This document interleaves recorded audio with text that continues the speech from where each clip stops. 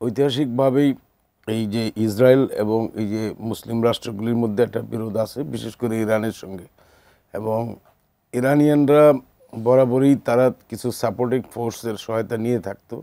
একটা হইলো আপনার হিজবুল্লাহ, যারা সবসময় ইরানের পক্ষে ছিল।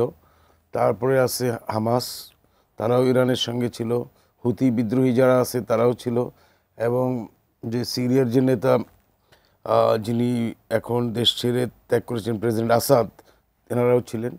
কিন্তু এরা একটা ইসরায়েল খুব সিস্টেমিক ওয়েতে এগুলিকে মানে ডিসমেন্টাল করে দিয়েছে অনেকটা।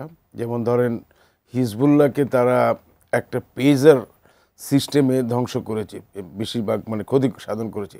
এই পেজারটা হাঙ্গেরিতে তৈরি করা হয়েছে এবং ইরানিয়ানরা এটা ওই হাঙ্গেরির যে কোম্পানি থেকে এই পেজার কিনেছিল সেই কোম্পানিতেই ইসরায়েলি গোয়েন্দা সংস্থা মোসাদ তারা কিভাবে ওখানে বিস্ফোরক ঢুকিয়ে দিয়েছে। তো মনে হয় পেজারের প্রায় 8-10 বছর পর পেজারটা যখন আবিষ্কার হলো বা তাদের কাছে পৌঁছলো, তারও প্রায় 8-10 বছর পর সম্ভবত এটি আসলে বিস্ফোরিত হলো। হ্যাঁ, ওইটা অ্যাকচুয়ালি দুইটা সিস্টেম ছিল, একটা হলো বিস্ফোরক আর একটা হলো সিগন্যালিং।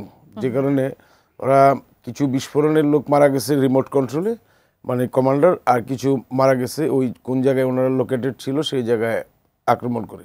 তো সেই দিক থেকে হিজবুল্লাহ শক্তি অনেকখানি ডাউন হয়েছে।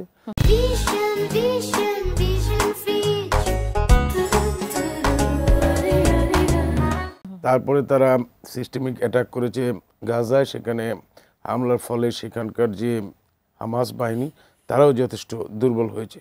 সুতরাং টাইমিং দিক থেকে ওরা চিন্তা করছে যেহেতু বাশার আল আসাদও দেশ ত্যাগ করেছে, এই টাইমটাই বেস্ট। এবং তাদের যে জিনিসটা ইরানিয়ান সিস্টেমটার মধ্যে আমরা দেখবেন যে এখানে একটা ইসলামিক নাচের গণতন্ত্র সেখানে আছে, কিন্তু তার মধ্যে আবার বিরোধী দলও আছে, ইসলামের সরকারের সমালোচনা করে প্রচুর এরকম লোক আছে।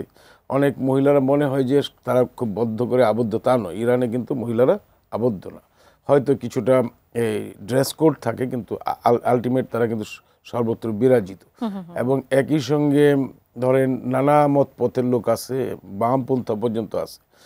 এবং কিছু কিছু আছে যারা রেজা শাহ পাহলবির সময়কার একেবারে উদার মডার্ন গণতন্ত্র, যারা আমেরিকান ইউরোপিয়ানদের সহায়তায় বা ইসরায়েলের সহায়তায় তারা আছে, তারাও আছে।